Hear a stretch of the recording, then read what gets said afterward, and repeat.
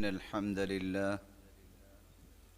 نحمده ونستعينه ونستغفره ونعوذ بالله من شرور أنفسنا وسيئات أعمالنا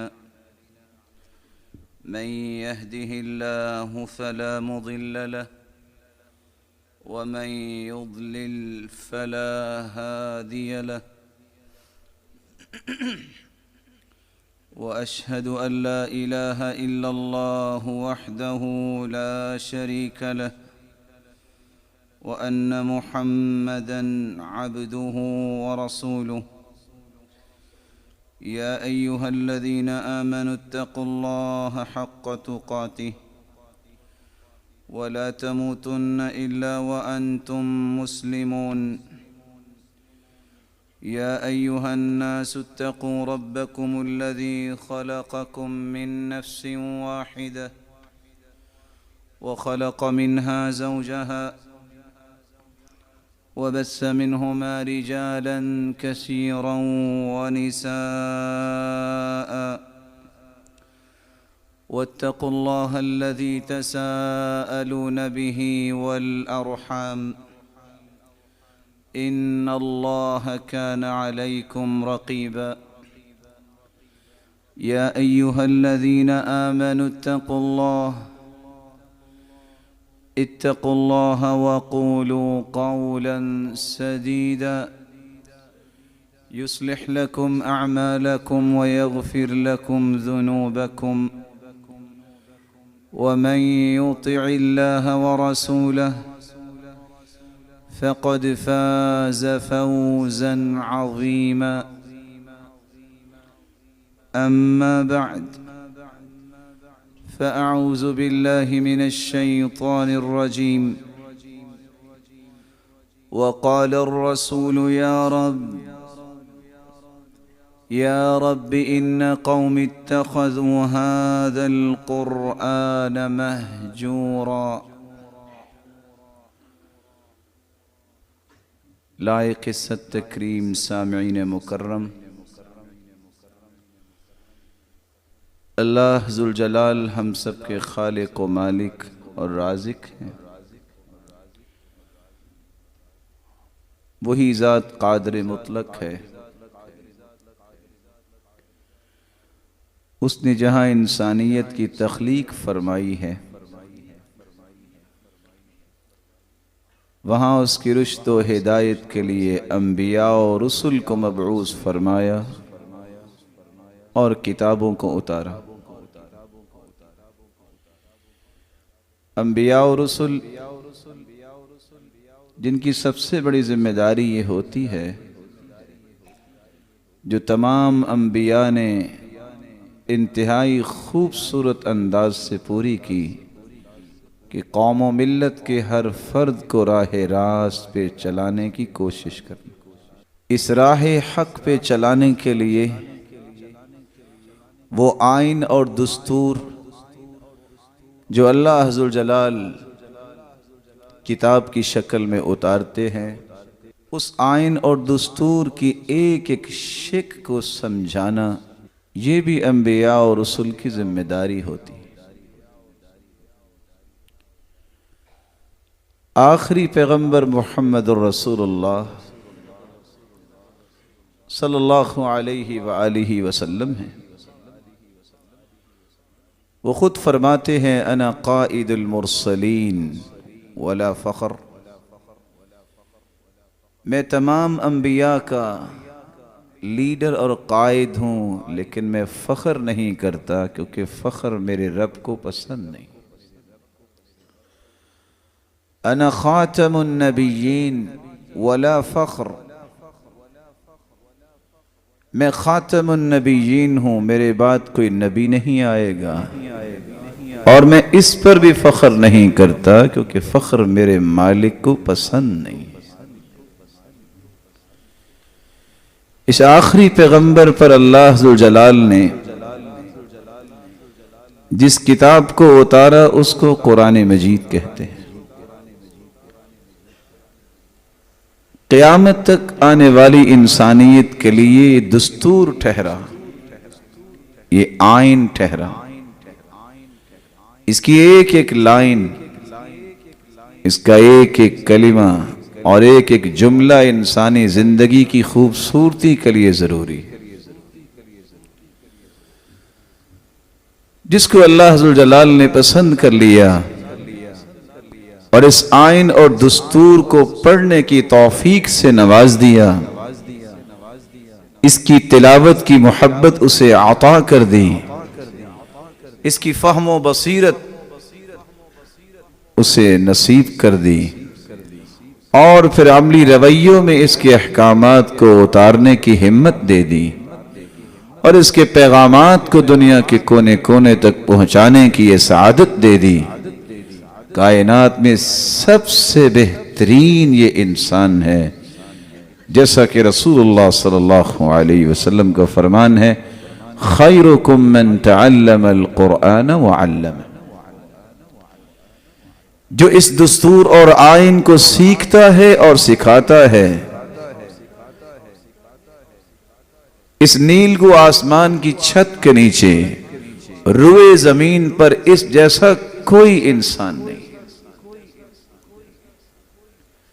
یہ صرف دنیا کی بات ہی نہیں، قیامت کا دن بھی ہوگا، وہاں صفیں تو بنے گی، لیکن مالک الملک ان خاکی صفوں میں آدم سے لے کے قیامت تک آنے والی انسانیت اور آدمیت کی صفیں بنیں گی، جن میں سے 120 صفیں جنت میں جائیں گی، 80 صفیں صرف اس امت کی ہوں گی، باقی 40 صفیں باقی تمام امتوں کی ہوں گی جو جنت میں جائیں گی۔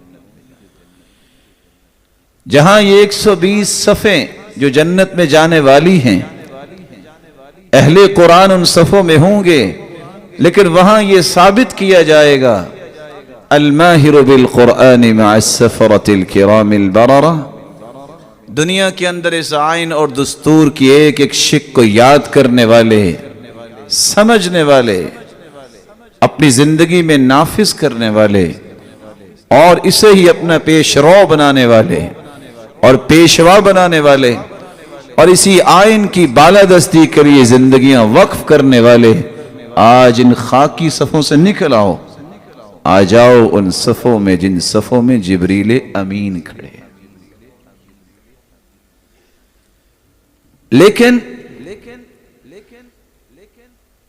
جس شخص نے زندگی میں اس آئین اور دستور کی بالادستی کو تسلیم نہ کیا، بلکہ اس آئین اور دستور سے اعراض کیا، منہ پھیر لیا، یہ شخص دنیا میں بھی ذلیل و خوار ہوتا ہے اور قیامت کو بھی ذلتیں اس کا مقدر بن جائیں گی۔ قرآن مجید نے اس لیے اس حقیقت کو بیان کیا ہے، وَقَالَ الرَّسُولُ يَا رَبِّ إِنَّ قَوْمِ اتَّخَذُوا هَذَا الْقُرْآنَ مَهْجُورًا۔ اس قدر بدبخت انسان ہے جو قرآن مجید کو دنیا میں چھوڑتا ہے، اس کی شکایت کریں گے قیامت کے دن تو اللہ کے رسول کریں گے، اے میرے رب، ان قوم اتخذوا هذا القرآن مہجورا، میری قوم نے اس قرآن کو ترک کر دیا، حجر کر دیا، اعراض برتا، تعلق توڑ لیا۔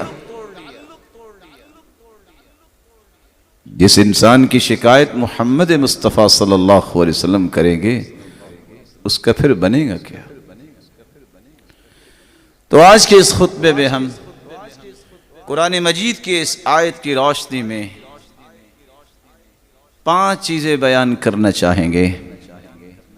حجر کس کو کہتے ہیں اور حجر کی اقسام کون سی ہیں، اور قرآن مجید کو ترک کر دینا اور اسے تعلق توڑ دینے کے نقصانات کیا ہیں، اور ایک مسلمان کو عام زندگی میں بھی کس کس رویے کو اختیار کرنا چاہیے کہ کہیں قیامت کو ان لوگوں کی صف میں نہ چلا جائے جن لوگوں کے بارے میں مقدمہ پیش کرنے والے خاتم النبیین محمد مصطفیٰ صلی اللہ علیہ وسلم حجر کا مطلب ہوتا ہے تعلق توڑ لینا. حجر کا مطلب ہوتا ہے کسی چیز کو ترک کر دینا. حجر کا مطلب ہوتا ہے انسان کسی سے منہ پھیر لے. علماء امت بیان کرتے ہیں الحجر مفارقۃ الانسان غیرہ. جب انسان کسی سے جدا ہو جائے، الگ ہو جائے، اس سے کوئی واسطہ تعلق نہ رکھے، اس کو عربی زبان میں حجر کہتے ہیں. حجر کی بنیادی طور پر 6 قسمیں ہیں. قرآن مجید سے تعلق توڑ لینا حجر القرآن. حجر الرجل زوجته او نساءه. کچھ زندگی کے ایسے فیزز بھی آتے ہیں کہ خاوند کو اپنی بیوی سے تعلق توڑنا پڑتا ہے، یا طلاق کی شکل میں یا اس کی تربیت کرنے کے لیے کچھ دیر کے لیے. حجر الوالدین تیسری قسم ہے کہ والدین کے ساتھ تعلق توڑ لینا. چوتھی قسم ہے حجر الاقارب، رشتہ داروں سے تعلق توڑ لینا. پانچویں قسم ہے حجر المسلمین، بعضهم بعضا، بعض مسلمان دوسرے مسلمانوں سے لا تعلق ہو جاتے ہیں. اور چھٹی حجر کی قسم ہے حجر اہل المعاصی والبدع والاہواء. گناہ پہ ڈٹ جانے والے اور بدعتی اور خواہشات کے غلام، ان سے تعلق توڑ لینا. یہ بنیادی طور پہ حجر کی 6 قسمیں ہیں، جن کے اختصار کے ساتھ آج ہم سمجھنے کی کوشش کریں گے. قرآن مجید سے تعلق توڑنے کا معنی کیا ہے؟ امام مجاہد ابن جبر، امام النخعی رحمہم اللہ فرماتے ہیں القول السیء فی القرآن والزعم الباطل بأنه سحر او شعر او اساطیر الاولین. ایک حجر قرآن کا وہ ہے جو کافر کرتے تھے، مشرک کرتے تھے اور آج بھی کافر کرتے ہیں. قرآن کی بے حرمتی کرنا، قرآن کے بارے میں یہ تصور رکھنا کہ یہ شعر ہے، یہ جادو ہے، یہ تو پرانی باتیں ہیں، یہ کافروں کا رویہ رہا ہے اور مشرکوں کا رویہ رہا ہے. ابن زید بیان کرتے ہیں اور ابن جریر طبری رحمہم اللہ الاعراض والبعد عن القرآن وعدم سماعه ورفع اصواتهم بالهذيان اذا قرئ لئلا يسمع. ایک حجر منافقوں کا ہے. منافق نہ قرآن پڑھنا چاہتے ہیں اور نہ ہی سننا چاہتے ہیں، بلکہ جہاں قرآن پڑھا جا رہا ہو وہاں غوغا کرنا، شور کرنا تاکہ قرآن کو سن ہی نہ سکے. یہ منافقوں کا رویہ رہا ہے اور آج بھی یہ منافقوں کا رویہ ہے کہ وہ قرآن کی مجلس کو پسند نہیں کریں. ابن عباس اور مقاتل بیان کرتے ہیں عدم الالتفات الیہ. فاسق و فاجر کا رویہ یہ ہے کہ وہ قرآن کی طرف التفات ہی نہیں کرتا کہ قرآن مجھے کیا کہہ رہا ہے. یہ نظام حیات ہے، دستور ہے، اس کی ایک ایک شک میری زندگی میں رونق لانے والی ہے. اگر یہ التفات نہ کرنے کا عقیدہ بنا لے تو کافر ہو جائے گا کہ ضرورت نہیں ہے قرآن کی. لیکن اگر سستی کی وجہ سے کرتا ہے تو یہ فاسق و فاجر تو ہے. اس لیے امام ابن تیمیہ رحمۃ اللہ علیہ فرمایا کرتے تھے من ہجر القرآن فہو من اعداء الرسول. جس شخص کا تعلق قرآن سے ٹوٹا ہوا ہو سمجھ لیا کرو یہ محمد مصطفیٰ کا دشمن ہے،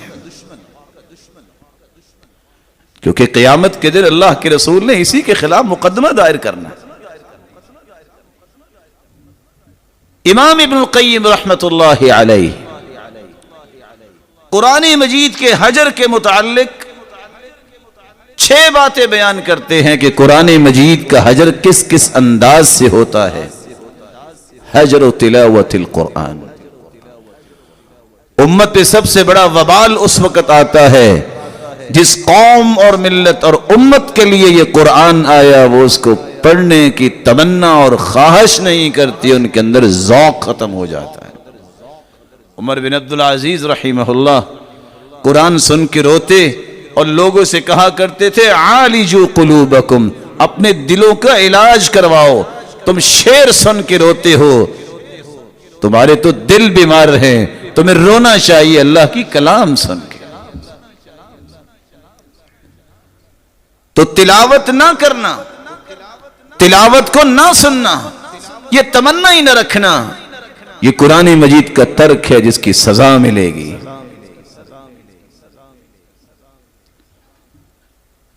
حجر سماعہ والایمان بہ، بعض لوگ والاصغاء الیہ، قرآن پڑھا بھی جا رہا ہو توجہ نہیں دیتے، دنیا جہان کا سطحی قسم کا انسان کی گفتگو کرے جس کے پاس عہدہ ہو بڑے غور سے سنیں گے، لیکن اللہ کی کلام پہ وہ توجہ نہیں دیں گے۔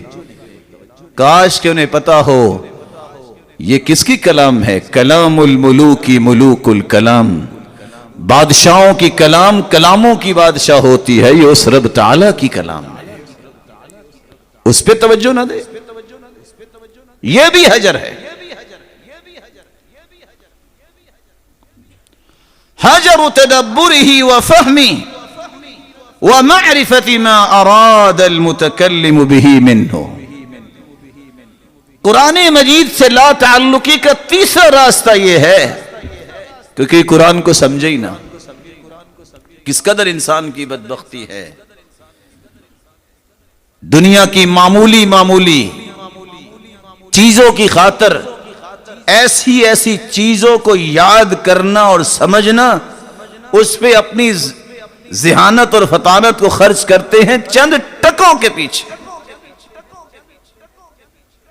جو زندگی میں ہی ختم ہو جائے، لیکن اس نظام اور قانون کو سمجھنے کے لیے کوئی تیاری نہیں ہے کہ یہ اصل میں وہ چیز ہے جس کو سمجھنے سے میری زندگی سنور جائے گی، جس کو سمجھنے سے میری آخرت سنور جائے گی۔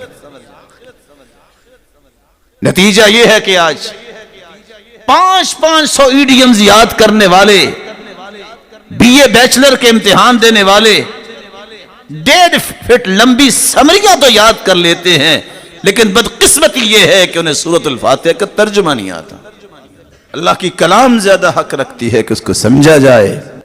قرآن مجید کے حجر کا چوتھا طریقہ یہ ہے کہ ایک انسان حجر الاستشفاء بہ والتداوی بہ فی جمیع امراض القلوب وادوائها، جس قرآن کو رب تعالیٰ نے شفا بنا کے اتارا ہے، اور کہنے والا کون ہے؟ جس کی طرف سے بیماریاں آتی ہیں۔ کہنے والا کون ہے؟ جس جیسی بات کوئی سچی ہو ہی نہیں سکتی۔ وَتَمَّتْ كَلِمَةُ رَبِّكَ صِدْقًا وَعَدْلًا، صداقت و عدالت کی باتیں ساری مخلوق کی اکٹھی ہو جائے تو خالق کی صداقت کو پہنچ سکتی؟ مخلوق میں سے کوئی زہر ڈال کے دے دے دوائی بنا کے تو وہ بھی کھا لیں گے، اعتماد ہے۔ خالق کہہ رہے ہیں ہم نے قرآن کو شفا بنایا ہے، اس پہ یقین نہیں، اس کے تجربے کرنے لگ جائیں گے، چلو پڑھ کے دیکھتے ہیں، اگر آرام آ گیا تو ٹھیک ہے۔ کبھی دنیا کے اندر ڈاکٹروں کی دوائی پہ بھی تجربے کیے؟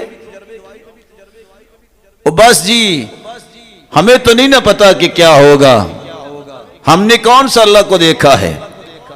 250 لوگ اپنی جانیں، اپنے بچوں کی جانیں، اور اپنا قیمتی سے قیمتی سامان ایک پائلٹ پہ اعتماد کرتے ہوئے جو نظر نہیں آ رہا ہوتا، اور شاید کہ کسی کو معلوم ہو بسا اوقات وہ بیٹھا بھی نہیں ہوتا، وہ باہر آ جاتا ہے، سارے لوگ اپنی جانیں اس کے حوالے کر کے بیٹھے ہیں اعتماد سے، تمہیں پائلٹ نظر نہیں آتا، اس پہ اعتماد کرتے ہو اور خالق پہ تمہیں اعتماد نہیں ہے۔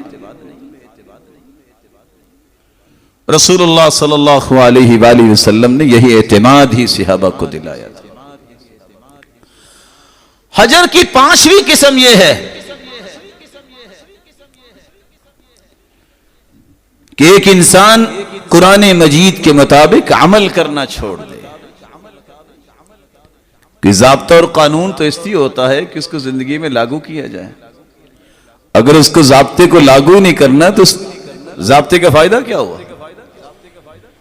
یہ تو میری اور آپ کی زندگی کی نوک پلک سیدھی کرنے کے لیے قانون آیا ہے، جس کو قانون ربانی کہتے ہیں۔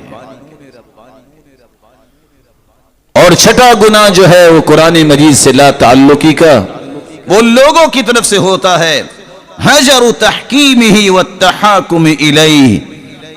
جب بھی دنیا میں فیصلہ کرنے والے فیصلہ کرتے ہیں تو انہیں فیصلہ کرنے کی مسارات قرآن نے دی ہیں، یہ راستہ ہے فیصلے کا، تم نے قرآن کی روشنی میں فیصلہ کرنا، تم نے رسول اللہ صلی اللہ علیہ وسلم کے فرمان کی روشنی میں فیصلہ کرنا۔ اس لیے علماء کہا کرتے تھے ہر وہ شخص جو قرآن و سنت کے فیصلے سے دوڑ جائے، قرآن و سنت کے فیصلے کو پسند نہ کرے، بناوٹی فیصلوں کو لاگو کرنا چاہے، قرآن نے 3 آیتیں اتاری ہیں، وَمَن لَّمْ يَحْكُم بِمَا أَنزَلَ اللَّهُ فَأُولَٰئِكَ هُمُ الْكَافِرُونَ فاسقون ظالمون۔ یہ ظالم بھی ہیں، فاسق اور فاجر بھی ہیں، اور کفر دون کفر، یہ کفر کا بھی ارتکاب کرتے ہیں۔ اللہ تعالیٰ نے تو روئے زمین پہ حالات کو بہتر بنانے کے لیے قانون یہ دیا ہے، اس کو تو نافذ کرنا۔ اللہ عز و جلال ہم سب کو توفیق سے نوازے کہ ہم ان 6 قسم کے اعراض اور تعلق سے اپنے آپ کو محفوظ رکھیں۔ اس لیے قرآن مجید سے تعلق توڑنے کی کچھ سزائیں پیش کی ہیں۔ وَمَنْ أَظْلَمُ مِمَّنْ ذُكِّرَ بِآيَاتِ رَبِّهِ فَأَعْرَضَ عَنْهَا وَنَسِيَ مَا قَدَّمَتْ يَدَاهُ إِنَّا جَعَلْنَا عَلَى قُلُوبِهِمْ أَكِنَّةً أَن يَفْقَهُوهُ وَفِي آذَانِهِمْ وَقْرًا وَإِن تَدْعُهُمْ إِلَى الْهُدَى فَلَن يَهْتَدُوا إِذًا أَبَدًا۔ روئے زمین پر اس سے بڑا ظالم کون ہے؟ سب سے بڑا ظالم یہ ہے جس کو اللہ کی آیتوں کے ساتھ نصیحت کی جائے اور وہ منہ پھیر جائے۔ وَنَسِيَ مَا قَدَّمَتْ يَدَاهُ، بھول جائے میرے کرتوت کیا ہیں، انہیں سمجھایا تو اس لیے جا رہا تھا کہ شاید ان کرتوتوں کی تجھے معافی مل جائے اور تو اللہ کے محبوب بندوں کی صف میں شامل ہو جائے، لیکن وہ اعراض کرتا ہے۔ اللہ تعالیٰ فرماتے ہیں اس اعراض کا نتیجہ کیا نکلتا ہے کہ ہم ان کے دلوں پہ ایسی مہر ثبت کر دیتے ہیں، وہ پھر حق کو سمجھنے کی صلاحیت ہی کھو بیٹھتے ہیں۔ کان تو شاید ان کے عام لوگوں سے بھی بڑے بڑے ہوں، لیکن حق بات کو سنیں گے نہیں۔ سب سے بڑا ظالم وہ ہے جو قرآن سے تعلق توڑتا ہے اس انداز سے، کہتا ہے ضرورت نہیں، اور ساتھ ہی اللہ تعالیٰ نے ایک دوسری سزا بھی پیش کر دی، وَمَنْ أَعْرَضَ عَنْ ذِكْرِي فَإِنَّ لَهُ مَعِيشَةً ضَنكًا وَنَحْشُرُهُ يَوْمَ الْقِيَامَةِ أَعْمَى قال رب لم حشرتني أعمى وقد كنت بصيرا قال كذلك أتتك آياتنا فنسيتها وكذلك اليوم تنسى.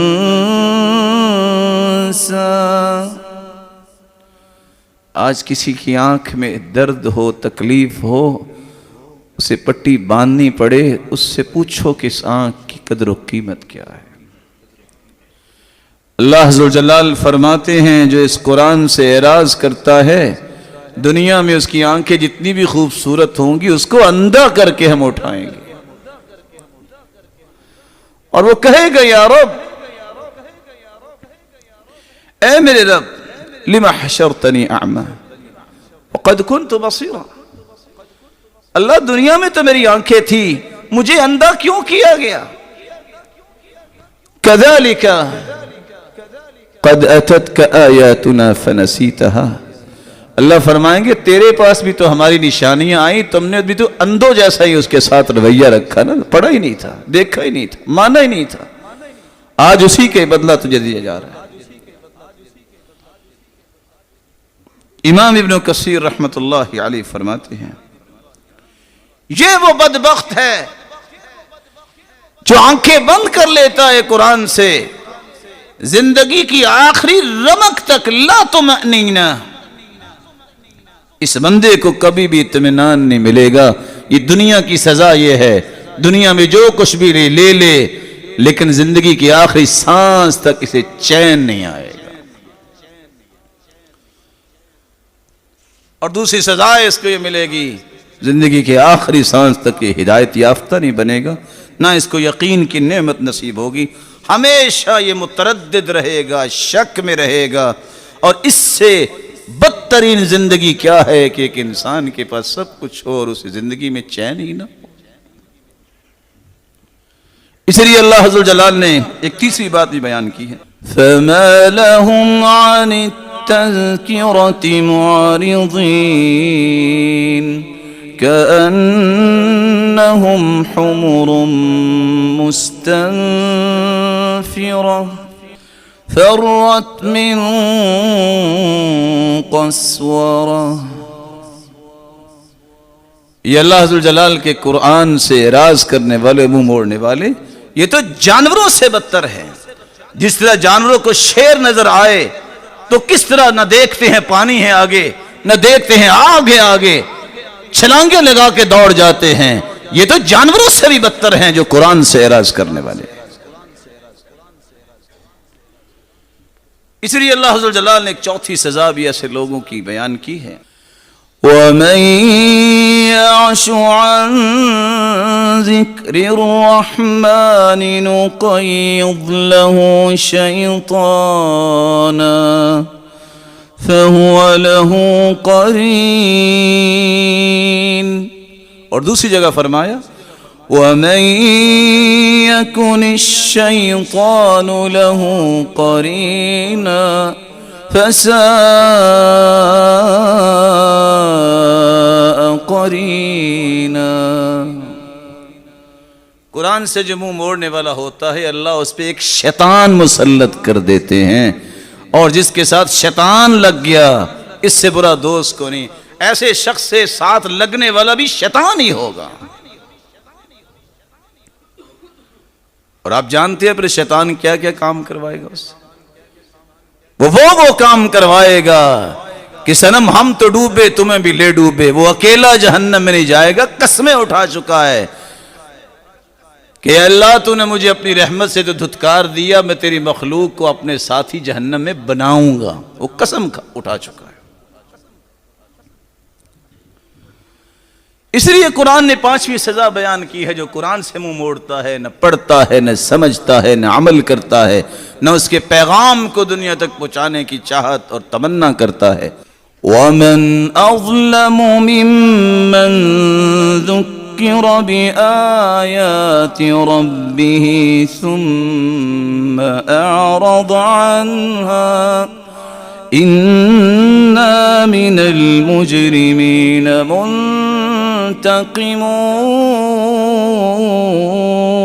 منتقمون. جس نے قرآن سے منہ موڑ لیا، قرآن کہتا ہے یہ مجرم ہے. افنجعل المسلمین کالمجرمین، مسلمان اس کو کہتے ہیں الاستسلام، مان گیا ہوں یہ اللہ کا کلام ہے، میں اس سے رہنمائی لوں گا. قرآن کہتا ہے مسلمانوں کو اور مجرموں کو ایک جیسا بدلہ دیں گے، ان کو برابر کر دیں، ایسا نہیں ہو سکتا. یہ صرف مجرم نہیں، اِنَّا مِنَ الْمُجْرِمِينَ مُنْتَقِمُونَ، ہم ان سے انتقام بھی لیں گے. دو چیزیں، مجرم تو ہے ہی ہیں، ان سے انتقام اللہ دنیا میں بھی لیں گے اور آخرت میں بھی لیں گے. اور اللہ حضور جلال نے ایک چھٹی بات بھی بیان کر دی، فَإِنْ أَعْرَضُوا فَقُلْ أَنذَرْتُكُمْ صَاعِقَةً مِثْلَ صَاعِقَةِ عَادٍ وَثَمُودَ. اگر یہ اعراض کر لیں گے تو یہ یاد رکھیں، ان کو کہہ دو کہ جس طرح عادیوں سمودیوں نے اپنی طاقت پہ ناز کیا تھا، کہتے تھے لو ہوا ہمیں کچھ کہہ سکتی، ہاتھوں میں ہاتھ ڈال کے کھڑے ہو گئے. اتنے قداور اللہ تعالیٰ نے ہوا بھیجی اور ایک قوم پہ فرشتے کو بھیجا، اس نے چیخ ماری، ان کے کلیجے پھٹ گئے. اور ہوا آئی جو پتھروں کو کرید کرید کر انہوں نے جاب الصخر بالواد، جو انہوں نے محلات تیار کیے تھے، ہوا نکال نکال کے انہیں مارتی تھی. کأنہم اعجاز نخل خاویہ، جو اپنی طاقت پہ مان کرنے والے تھے ان کی لاشیں اس طرح پڑی تھی جیسے کھجور کے تنے پڑے ہوتے ہیں. اللہ سے زور آزمائی نہیں کرتے، اللہ ذو جلال کے نظام سے طاقت آزمائی نہیں کرتے. وہ بہت بڑا بادشاہ ہے، وہ بہت بڑا بادشاہ ہے. وما يعلم جنود ربك الا هو، اس کے لشکر اتنے ہیں کہ میری اور آپ کی عقل وہاں تک سفر نہیں کر سکتی. یہ دیکھیں، کوئی فوج نہیں بھیجی اللہ تعالیٰ نے، فرشتے نہیں بھیجے، ایک وائرس بھیجا ہے، پوری دنیا جیم ہو چکی ہے، کسی کی سمجھ میں نہیں آ رہا. وہ آج اتفاق سے میں رپورٹ پڑھ رہا تھا کہ ابھی تک اس کے 4000 فیزز آ چکے ہیں اور ڈاکٹرز کو سمجھ نہیں آ رہی کہ کیا سے کیا ہو رہا ہے. یہ دنیا کی حقیقت ہے. کاش اس بات کو ہی امت سمجھ جائے اور اللہ کی طرف لوٹ کے اور پلٹ کے آ جائے.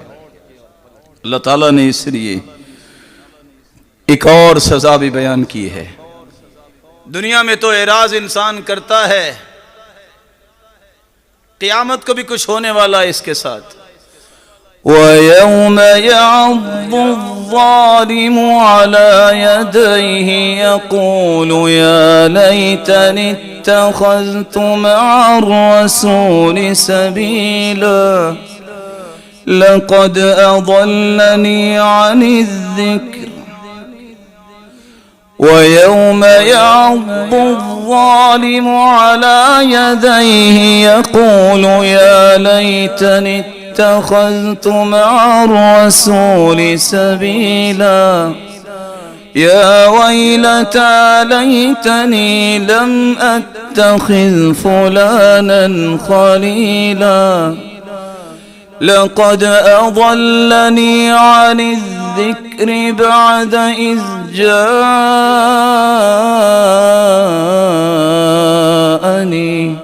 وَكَانَ الشَّيْطَانُ لِلْإِنسَانِ خَذُولًا. دنیا میں ظلم کرنے والا، یہ ظالم جو سمجھتا ہے میرے جسم میں طاقت بہت ہے، جو سمجھتا ہے میرے تعلق اور واسطے بہت ہیں، پوری کائنات کے سامنے اپنے ہاتھوں کو کاٹے گا، کہے گا اس وقت جو کہا کام نہیں آئے گا. یا لیتنی اتخذت مع الرسول سبیلا، کاش میں نے اللہ کے رسول کی بات مانی ہوتی. یا ویلتا، ہائے میری بربادی، لیکن اس وقت یہ کام نہیں آئے گا. لم اتخذ فلانا خلیلا، میں کاش میری بربادی میں دنیا میں فلاں کو دوست نہ بناتا، اسے تعلق نہ رکھتا.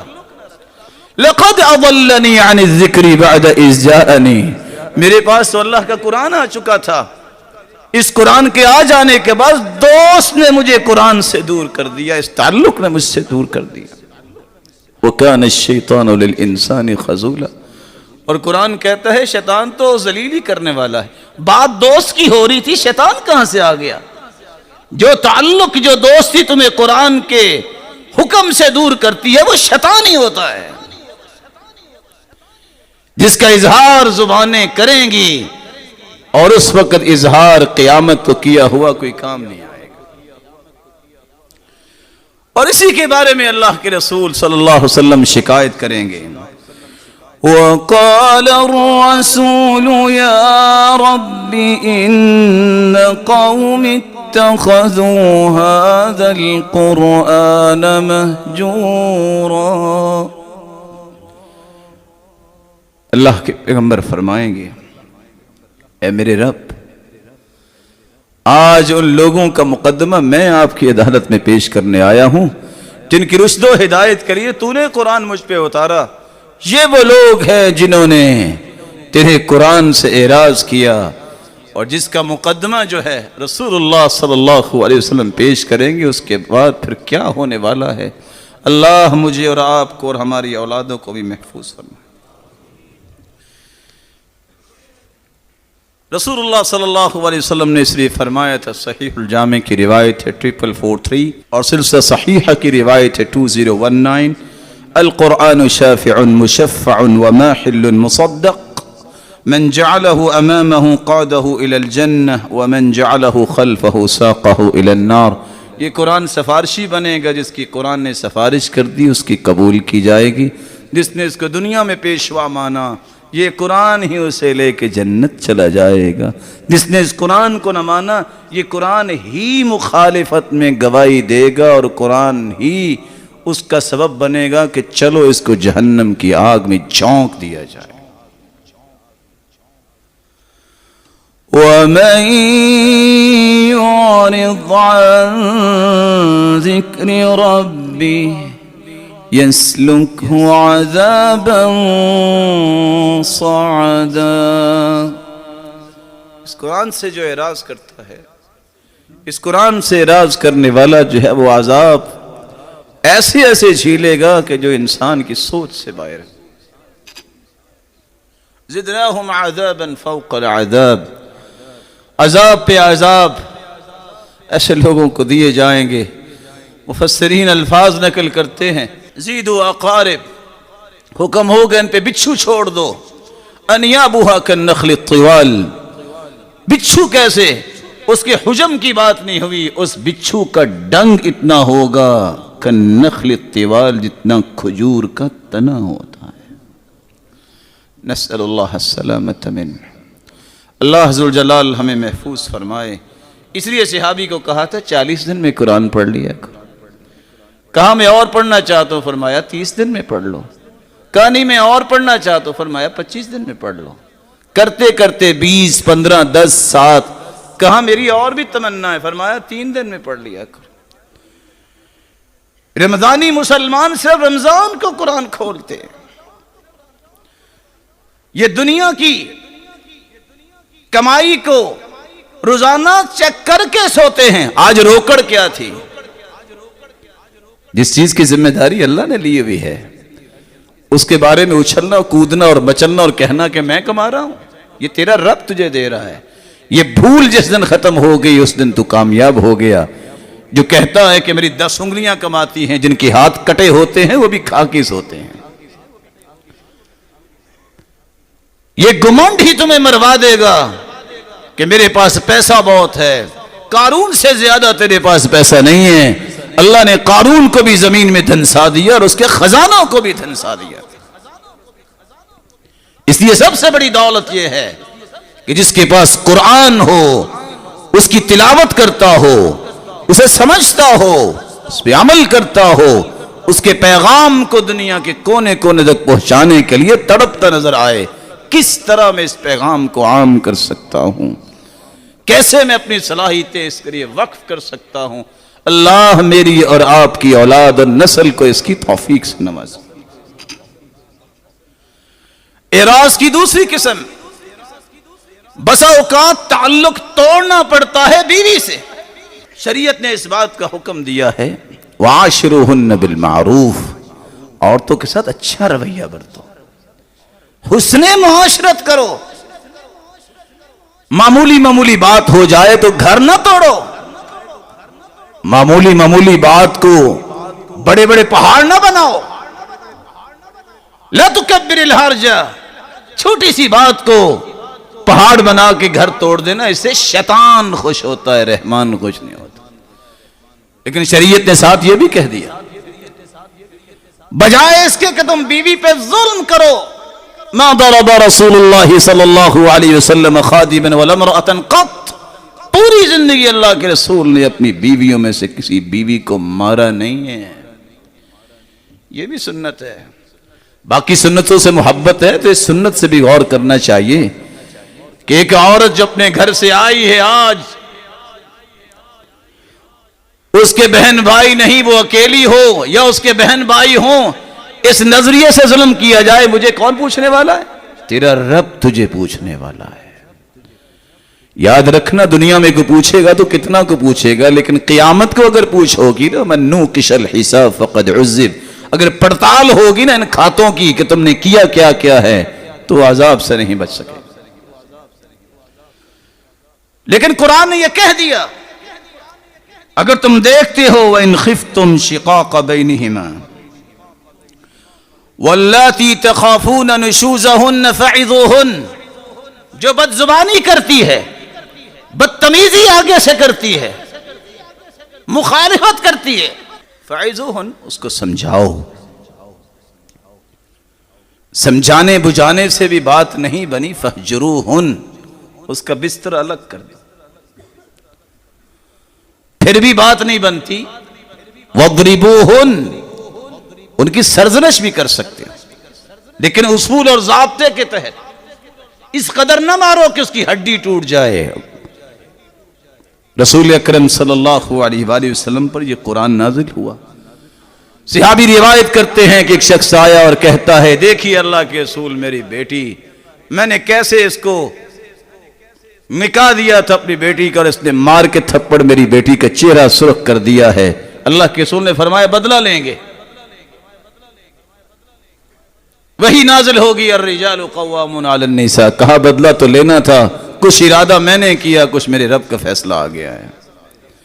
قصہ جب سامنے آیا، حجر بیوی سے کیا جا سکتا ہے، تعلق توڑو، کیونکہ مقصود یہ ہے کہ دنیا کی سودا نہیں ہے.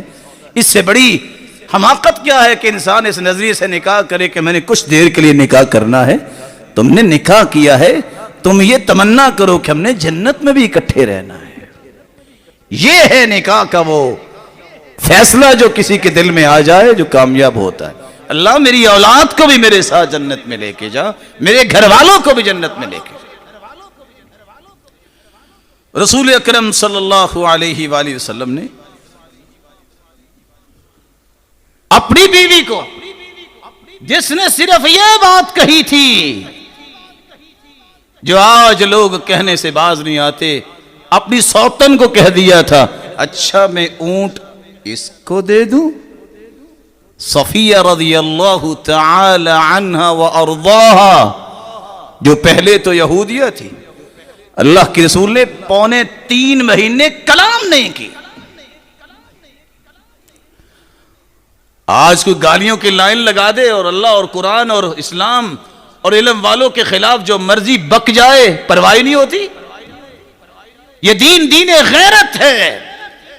ذاتی معاملات کو برداشت کیا کرو، چھوٹی چھوٹی باتوں سے گھر نہ توڑا کرو، لیکن قرآن اور حدیث کے بارے میں، اسلام کے بارے میں اگر کوئی زبان کھولے تو وہ کھینچنی پڑے گی. وہ نبینا کیسا صحابی تھا جس نے محمد مصطفیٰ کے بارے میں اپنی بیوی سے بات سنی؟ تھا نبینا، تلوار پکڑ کے اس کے پیٹ پہ بیٹھ گیا اور تلوار سے 2 ٹکڑے کر دیا. پوچھا تم نے اپنی بیوی کو مار دیا ہے، سبب کیا ہے؟ کہا اللہ کے رسول آپ کے بارے میں زبان کھولتی تھی، مجھ سے برداشت نہیں ہوا. فرمایا ان دمہا حضرت، اس کے خون کی کوئی قیمت نہیں. فرق کیا کرو اپنے ذاتی رنجشوں کا اور غیرت ایمانی کا. جب تک یہ پیمانہ تمہارے ہاتھ نہیں آئے گا کبھی سکون نہیں پاؤ گے دنیا میں. اور صحابہ کے پاس یہی پیمانہ تھا. وہ پیمانہ کیا؟ مجھے کوئی گالی دے میں برداشت کروں, میرا کچھ نہیں بگڑا, نہ بگڑنے والا ہے جب میرا رب میرے ساتھ ہے. لیکن جس نے اسلام کے بارے میں زبان کھولی وہاں یہ بزدلی نہیں دکھائے گا, یہاں یہ دانت بھی توڑے گا. یہ غیرت ہے. اللہ کے رسول صلی اللہ علیہ وسلم کے بارے میں ابن خطل نے زبان کھولی, کہا اڑا دو. کہا اللہ کے رسول دوڑ کے بیت اللہ میں آ گیا ہے, متعلقم باستار الکعبہ, اس نے تو بیت اللہ کا غلاف پکڑ لیا. کہا اس کے یہاں بھی ٹکڑا کر دو. سوری کس بات کی؟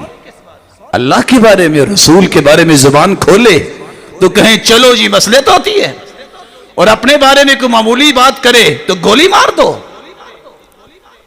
معیار دیکھو, ذاتیات کو برداشت کیا کرو, دین کی غیرت کو مردہ نہ کرو.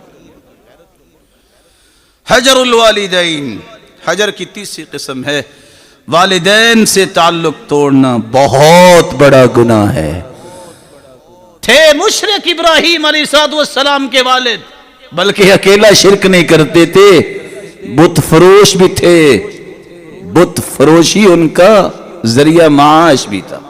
لیکن کیا کہتے تھے؟ یا ابتی, میرے پیارے ابا جان ایسے نہ کریں, ابا جان شیطان کے پیچھے نہ لگیں.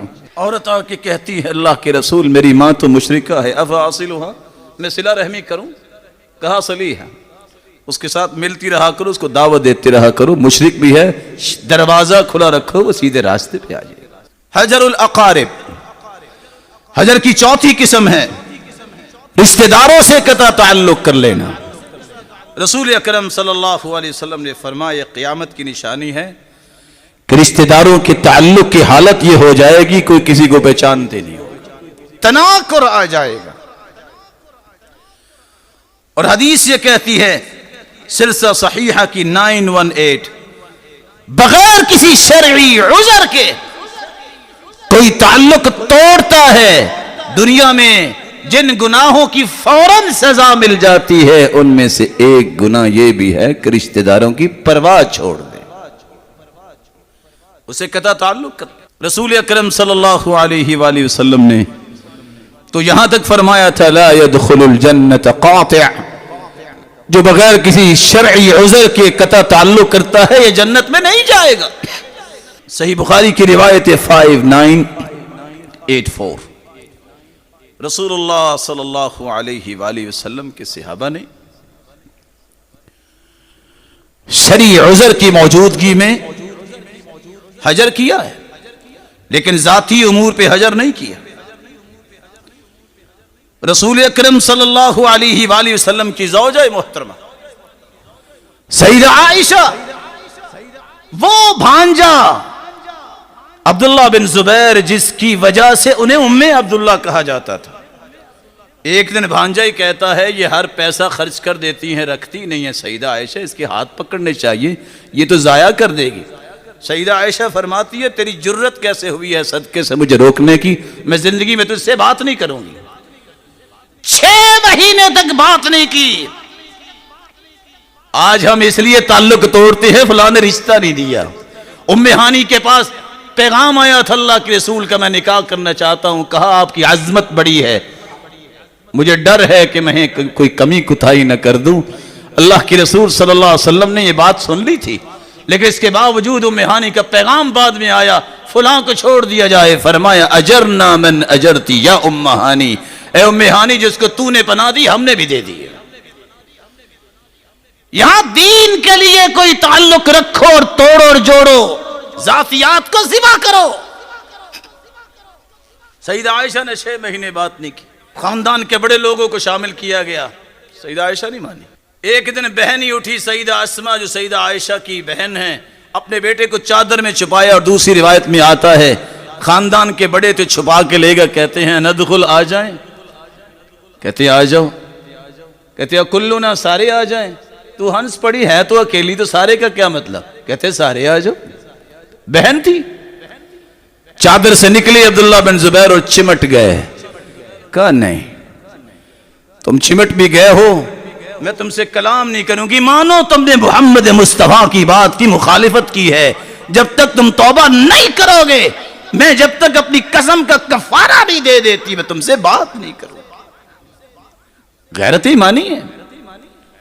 عبداللہ بن عمر صحابی ہیں، ان کے دو بیٹے تھے، واقد اور بلال۔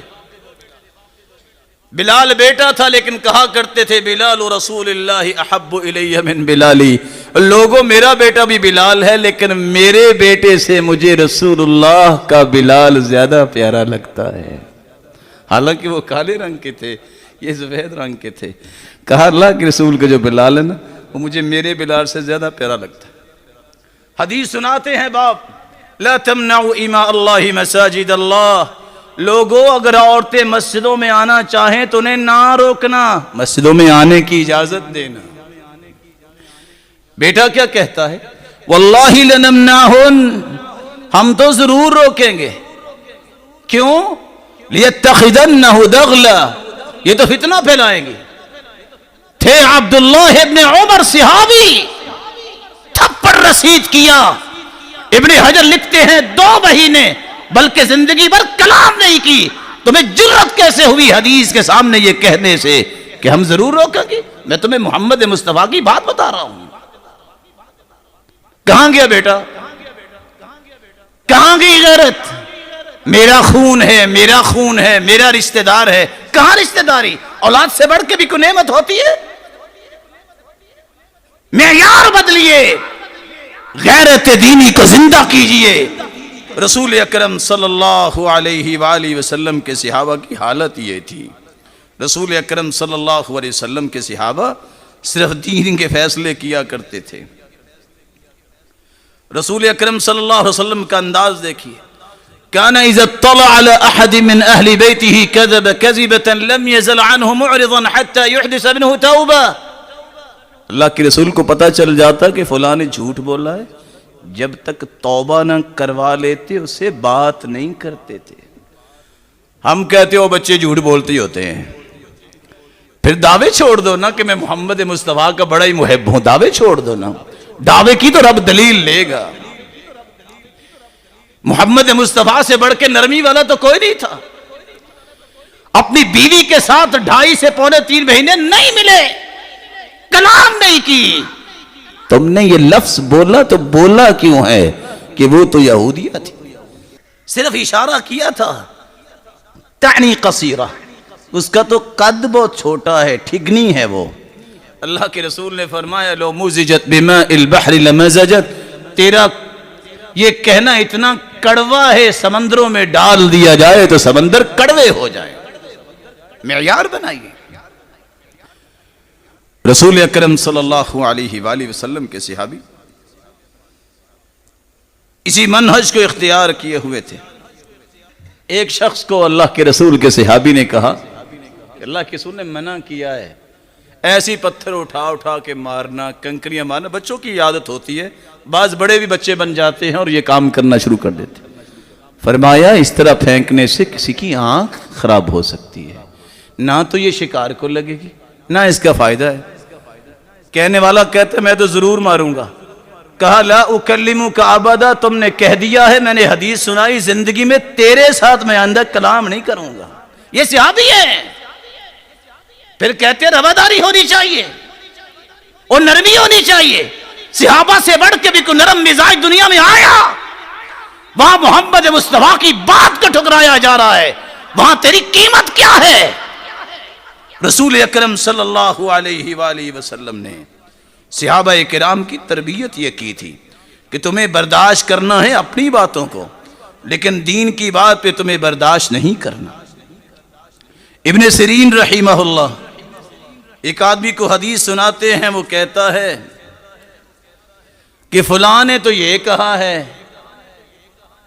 ابن سیرین کہتے ہیں لا اکلمک ابدا، میں نے اللہ کے رسول کی بات پیش کی ہے، تم کہتے ہیں فلاں، کہتے ہیں فلاں کون ہے؟ جاؤ آج کے بعد میں تجھ سے کلام نہیں کروں گا۔ حیرانگی کی بات یہ ہے عبداللہ ابن مسعود رضی اللہ عنہ، جن کے بارے میں صحابی کہتے ہیں سب سے زیادہ سنت کی پابندی کرنے والے، عبداللہ ابن عمر جو سب سے زیادہ اللہ کے رسول کی ایک ایک بات کو اختیار کرنے والے، اس قدر کہ اللہ کے رسول جس درخت کے نیچے سے گزرے اور جھک کے گزرے، کوئی ٹہنی نہ لگ جائے تو وہاں سے یہ بھی جھک کے گزرتے۔ ایک آدمی کو جنازے میں مسکراتا اور کہکہا لگاتے دیکھا تو کہتی ہیں تضحک فی جنازہ لا اکلمک ابدا، اور تمہیں اتنی بھی شرم حیا نہیں کہ موقع کیا ہے جنازے میں کہکہا لگا رہے ہو، میں تجھ سے پوری زندگی بات نہیں کروں گا۔ غیرت کا معیار بنائیے۔ عبداللہ بن مسعود رضی اللہ تعالیٰ عنہ نے فرمایا، یہ جو اپنی پلکیں بنانے والی ہیں عورتیں، پلکنگ کرنے والی ہیں، تھریڈنگ کرنے والی ہیں، جسم پہ نشان بنوانا، دانتوں کو ان میں سوراخ اور ان کو جدا جدا کر کے ایک مرحلے کو پورا کرنا، کہ یہ بھی شاید امیرانہ ایک عادت ہے، نقلی بال لگوانا، ان پہ لعنت ہے۔ ایک عورت کہتی ہے، آپ ہمیں تو کہہ رہے ہیں لعنت ہے، ان اہلک یفعلون، آپ نے دیکھا آپ کی بیوی بھی یہ کام کرتی۔ کہتے ہیں میں یہاں بیٹھا ہوں، اگر میری بیوی سے یہ کوئی بات ثابت ہو جائے، لا اجتمع معها تحت سقف واحد، عبداللہ بن مسعود آج کے بعد ایک چھت کے نیچے اپنی بیوی کے ساتھ جمع نہیں ہوگا۔ کیسی بات اب کر رہی؟ اب جاؤ اور عورت کو بھیجا، وہ واپس آ کے کہتی ہے کہنے والے نے غلط، کہنے والی نے غلط کہا تھا، آپ کی بیوی میں یہ عیب نہیں۔ رسول اللہ صلی اللہ علیہ وسلم نے سکھایا یہ تھا۔ سعد رضی اللہ تعالیٰ عنہ کی بات آپ سن چکے ہیں، اس سے پہلے ماں نے کہا دین چھوڑ دو وگرنہ میں بھوکی مر جاؤں گی۔ کہا ماں ایسا نہ کرنا، میں دین نہیں چھوڑ سکتا۔ کہا تم جاؤ گے راستے میں لوگ کہیں گے یا قاتل امہ، او ماں کے قاتل کہاں جا رہے ہو، لوگ تجھے تانا دیا کریں گے۔ سعد نے جب دیکھا کہ ماں سمجھنے والی تو نہیں ہے، اٹھے اور آ کے کہتے ہیں یا امہ، او میری ماں، لو ان لک مئۃ نفس تخرج امامی نفسا نفسا، ایک جان اللہ نے آپ کو دی ہے نا، اگر 100 جانیں بھی اللہ دے دے، تخرج امامی نفسا نفسا، ایک ایک کر کے ساری جانیں نکل جائیں تو میں برداشت کر لوں گا، میری ماں میں دین نہیں چھوڑ سکتا۔ معیار بدلیے، اللہ یہ معیار ہمارے اندر پیدا فرما اور اپنے ذاتی امور میں برداشت کرنے والے بنے اور دین کی غیرت کے لیے اپنی غیرت کو زندہ رکھنے والے بنے۔ وآخر دعوانا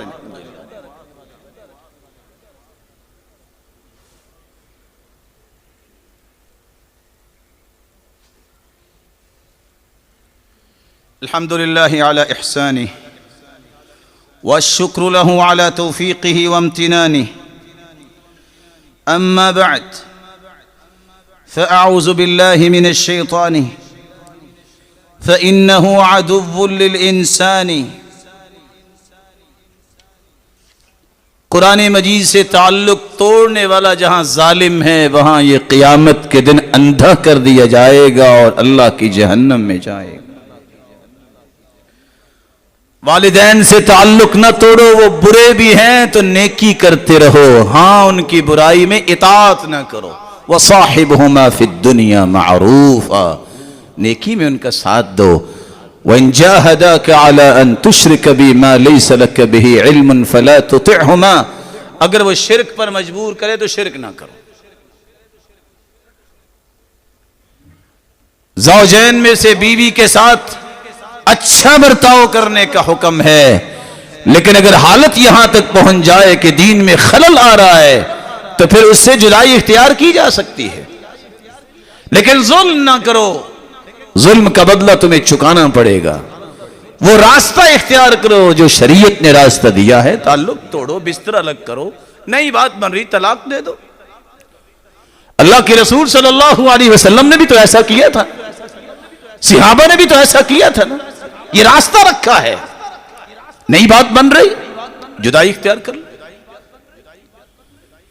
رشتہ داروں سے اچھا برتاؤ کرو، رزق کی چابی ہے، زندگی کی برکت کی نشانی ہے،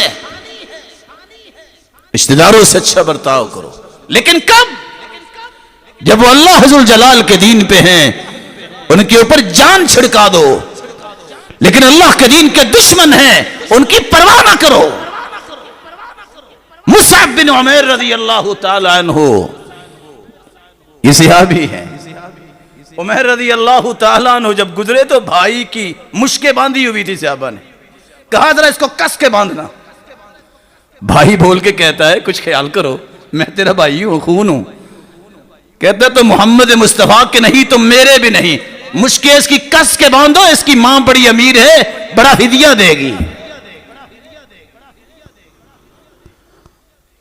اور اگر وہ برائی پہ ڈٹ جائے تو پھر وہی رویہ اختیار کرو جو صحابہ کرام نے اختیار کیا۔ بیٹا کہتا ہے اپنے باپ سے، ابا جان آپ یہ کہہ رہے ہیں کہ میں آپ کی تلوار کے نیچے آیا، کہا اگر آپ میری تلوار کے نیچے آتے نا تو میں گردن اڑا کے فارغ ہو جاتا۔ محمد مصطفیٰ کی مخالفت کرنے والا میرا پیارا نہیں ہو سکتا۔ لا تصاحب الا مؤمنا ولا يأكل طعامك الا تقي، تعلق جوڑو اس کے ساتھ جو مومن ہے، تعلق جوڑو اس کے ساتھ وہ تمہارا کھانا کھائے جو متقی ہے۔ امام بخاری نے تو باب باندھا ہے، اہل الریب والفساد، ایسے لوگ جو فسادی قسم کے، ان کو گھروں سے نکال دو، اور دلائل لے کے آئے ہیں۔ رسول اکرم صلی اللہ علیہ وآلہ وسلم نے یہ صحابہ کو منہج دیا تھا تب فیصلے ہوئے تھے، اس کے بغیر کام نہیں بن سکتا تھا، وگرنہ تو ہر بندہ اپنی مرضی کا مالک ہوتا اور جو مرضی کرتا۔ سیدنا عمر نے یہی تو کہا تھا، اللہ کے رسول آپ کا آرڈر ہے، میرے حوالے کرو ان کی میں گردنیں اڑاؤں، آپ اپنے رشتہ داروں کی گردنیں اڑائے، فیصلہ یہی ہے۔ اللہ کے رسول صلی اللہ علیہ وسلم نے فیصلہ فرمایا کہ یہ کر لیتے ہیں، سیدنا ابو بکر نے کہا ہے تو اس کی رائے مان لیتے ہیں۔ اللہ ذو الجلال نے قرآن اتار دیا، ما كان لنبي ان يكون له اسرى حتى يسخن في الارض تريدون عرض الدنيا والله يريد الاخرة۔ اللہ کے رسول فرماتے عمر تیری بات رب کو پسند آئی ہے، اگر اللہ کی رحمت نہ ہوتی تو یہ عذاب ہم تک پہنچ جاتا۔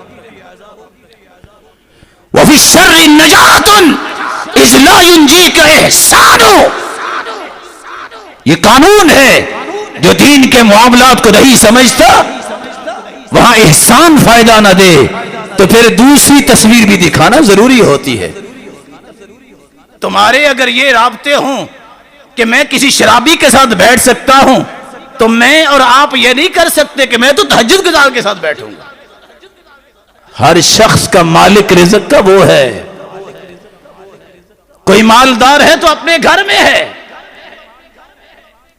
کوئی بازووں کی طاقت کے گمنڈ کرتا ہے تو اس کے بازو اپنے ہیں، اس کو یہ پتہ ہی نہیں ہے کہ رب تعالیٰ کی قوتیں اور طاقتیں کتنی ہیں۔ جب اللہ ذو الجلال کے دین کے لیے تم کھڑے ہوگے پھر قومیں بنتی ہیں، پھر معاشرے سدھرتے ہیں، یہی تو مصیبت ہے۔ اللہ کے رسول نے فرمایا جب اسامہ سفارش لے کے آئے، اللہ کے رسول بڑے خاندان کی بیٹی ہے، اس کا ہاتھ نہ کاٹنا، چوری کر لیے، کہا تم سے پہلی قومیں برباد ہی اس لیے ہوئی، کمزور ہاتھ میں آتا تو ساری حد نافذ کرتے، کوئی مضبوط آتا تو کہتے چلو کیا کرنا ہے۔ لو ان فاطمہ بنت محمد سرقت لقطعت یدہا، میری بیٹی فاطمہ بھی اگر چوری کرتی تو میں اس کا ہاتھ بھی کاٹ کے رکھ دیتا۔ رسول اللہ صلی اللہ علیہ وسلم نے ساتھ یہ فرمایا بلو ارحامکم ولو بالسلام، اپنے رشتہ داروں کے ساتھ سلام کیے، گنجائش باقی رکھو کہ دعوت دیتے رہو، لیکن یہ قانون یاد رکھنا ہوگا۔ علماء امت کہتے ہیں حجت قائم کرو، سمجھاؤ، دلائل دو، حجت قائم کرنے کے بعد یہ دیکھنا ہوگا کہ حجر کرنے سے نقصان زیادہ ہوتا ہے یا کم ہوتا ہے، وہاں مصلحت دینی کو سامنے رکھا جائے گا۔ اگر حجر سے نقصان زیادہ ہو تو خاموشی اختیار کرو، یہ بھی حجر ہے۔ رسول اکرم صلی اللہ علیہ وآلہ وسلم نے جو چھٹا پہلو بیان کیا اور آخری بات ہماری ہے، بدعتیوں کے ساتھ تعلق توڑنا، اہل بدعت جو رسول اکرم صلی اللہ علیہ وسلم کی مخالفت کرنے والے ہیں. مخالفت کیسے؟ اللہ کے رسول نے جو بات کہی نہیں، جو دین کا حصہ نہیں، وہ کہتے ہیں یہ بھی دین ہے.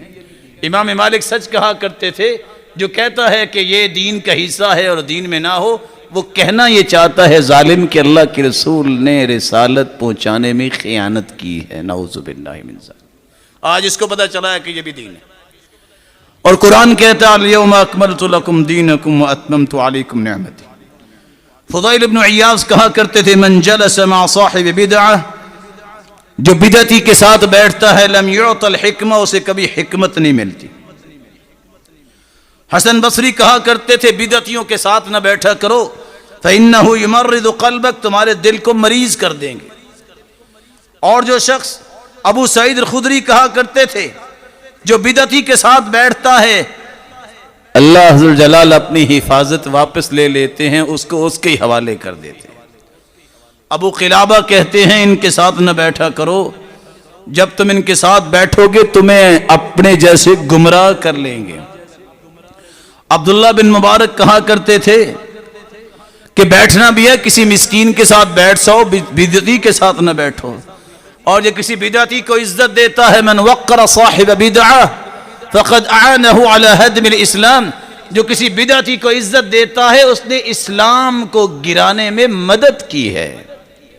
فضیل ابن عیاض کہا کرتے تھے من احب صاحب بدعہ، جو کسی بدعتی سے محبت کرتا ہے احبط اللہ عملہ، اللہ اس کے اعمال کو ضائع کر دیتا ہے. واخرج نور الاسلام من قلبی، اور اسلام کی روشنی اس کے دل سے نکال دیتا ہے.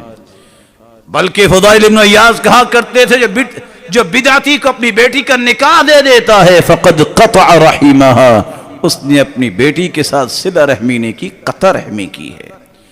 شیخ ابن باز رحمت اللہ علیہ اس لیے فرمایا کرتے تھے وَلَا يُتَّخَذُ جَلِيسًا، کبھی بدعتی کے ساتھ نہ بیٹھو. وَلَا صَاحِبًا، دوست نہ اسے بنایا جائے. وَلَا تُجَابُ لَهُ الدَّعْوَةِ، وہ دعوت بھی دے کھانے کی اس کی قبول نہ کرو. اِلَى وَلِيمَةٍ حَتَّى يُعْلَمَ بَشَاعَةُ مَا فَعَلْ، حتیٰ کہ مجھے سمجھ آئے کہ میں اللہ کے رسول کی مخالفت کرتا ہوں، مجھے باز آ جانا چاہیے. اللہ عز و جلال سے دعا ہے اللہ عز و جلال قرآن کی سچی محبت نصیب فرمائے اور قرآن کی روشنی میں زندگی کے زاویوں اور رویوں کو درست کرنے کی توفیق عطا فرمائے. رسول اکرم صلی اللہ علیہ وسلم نے یہ جو پیغام دیا ہے کہ 3 دن سے زیادہ کسی سے قطع تعلق نہیں ہونا چاہیے، اگر کوئی عذر نہیں ہے تو 3 دن سے زیادہ کوئی کسی سے کلام نہیں کرتا، تو اللہ کے پیارے پیغمبر کا فرمان ہے پیر کے دن اور جمعرات کے دن اعمال پیش کیے جاتے ہیں. اللہ فرماتے ہیں سب کو معاف کیا سوائے مشرک کے، اور اس کے بھی کھاتے پیچھے کر لو، میں دیکھنا بھی نہیں چاہتا. کیوں؟ حتی یسترح او یفیء، جب تک یہ سلو نہ کر لیں اور اپنی محبت میں واپس نہ آ جائے میں ان کے نام اعمال کو دیکھنا بھی نہیں چاہتا. اس لیے کوئی عذر نہ ہو تو پھر کبھی بھی یہ سنگین غلطی نہیں کرنی چاہیے. کلام محبت قائم رہنی چاہیے. شرعی اعذار وہی ہے جن کا تذکر احادیث میں آیا ہے، ان کو سامنے رکھتے ہوئے بھی جب انسان کو ایسا مرحلہ اس کے سامنے آتا ہے تو ابن ابی جمرہ کہا کرتے تھے برے انسان کو سمجھانے بجھانے حجت قائم کرنے کے بعد اس سے تعلق توڑو گے تو یہ بھی صلہ رحمی ہوگی. اللہ عز و جلال جس طرح تیرے گھر میں سارے جمع ہیں، مولائے کریم ان پہ اپنی رحمتوں کا نزول فرما دے. اے اللہ ان سب کو، ان کی اولادوں کو جنت الفردوس میں اپنے محبوب کے ساتھ جمع فرما اور اپنے دیدار کا مستحق بنا. وآخر دعوانا الحمدللہ.